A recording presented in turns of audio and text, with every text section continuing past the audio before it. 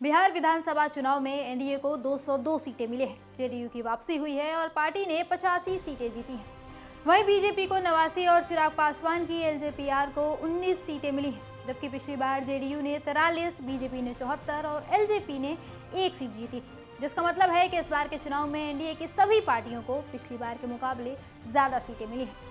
वहीं दूसरी तरफ महागठबंधन को कई सीटों का नुकसान हुआ है। तेजस्वी यादव की राष्ट्रीय जनता दल का प्रदर्शन काफी निराशाजनक रहा। पार्टी को सिर्फ 25 सीटों पर संतोष करना पड़ा है, जबकि कांग्रेस को 6 सीटें मिली हैं। अब कांग्रेस का कहना है कि ये सब वोट चोरी के दम पर किया गया है। पार्टी ने शनिवार सुबह एक्स पर पोस्ट कर वोट चोरी के 8 सबूत भी दिए। कांग्रेस ने कहा कि बिहार में नरेंद्र मोदी, अमित शाह के इशारे पर चुनाव आयोग ने एसआईआर कर 69 लाख वोट काट दिए। जिन लोगों के वोट काटे गए ये विपक्ष के वोटर थे, जिन्हें टारगेट कर लिस्ट से बाहर किया गया। ये साफ तौर पर वोट चोरी है। इसके बाद पार्टी ने कुछ तस्वीरें शेयर की जो बीजेपी के उन कार्यकर्ताओं की थी जिन्होंने अलग अलग राज्यों में जाकर वोट किए और फिर उसकी तस्वीर अपने सोशल मीडिया पर डाली। कांग्रेस ने ये तस्वीरें शेयर करते हुए कहा कि पूरे देश ने देखा कैसे बीजेपी के नेताओं और कार्यकर्ताओं ने अलग अलग राज्यों में वोट डालने के बाद भी बिहार में जाकर वोटिंग की।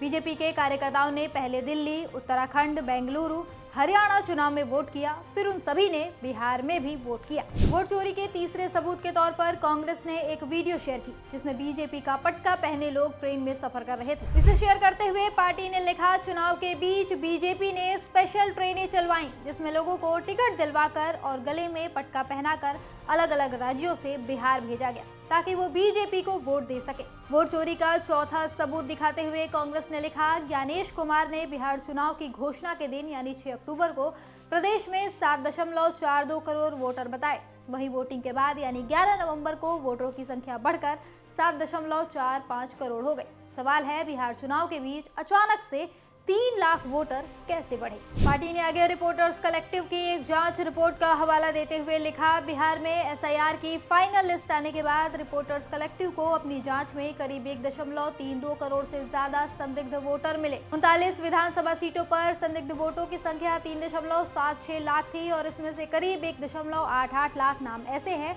जो लिस्ट में 2 बार दर्ज थे। कांग्रेस ने ये भी कहा कि बिहार में एसआईआर के दौरान चुनाव आयोग ने वोटर लिस्ट में डुप्लीकेट एंट्री पकड़ने वाले सॉफ्टवेयर का इस्तेमाल नहीं किया। नतीजा ये हुआ कि बिहार की वोटर लिस्ट में करीब 14.35 लाख फर्जी वोटर जुड़ गए। पार्टी ने वोट चोरी के 7वें सबूत के तौर पर एनडीए सांसद शांभवी चौधरी का वायरल वीडियो शेयर किया और लिखा, एनडीए की सांसद शांभवी चौधरी ने मतदान किया, लेकिन जब वे बाहर निकली तो देखा गया कि उनके दोनों हाथों की उंगली पर स्याही लगी थी। वोट चोरी का 8वां और आखिरी सबूत देते हुए कांग्रेस ने लिखा, बिहार में आचार संहिता लागू होने के बाद भी मोदी नीतीश सरकार ने महिलाओं को 10,000 रुपए भेजना जारी रखा।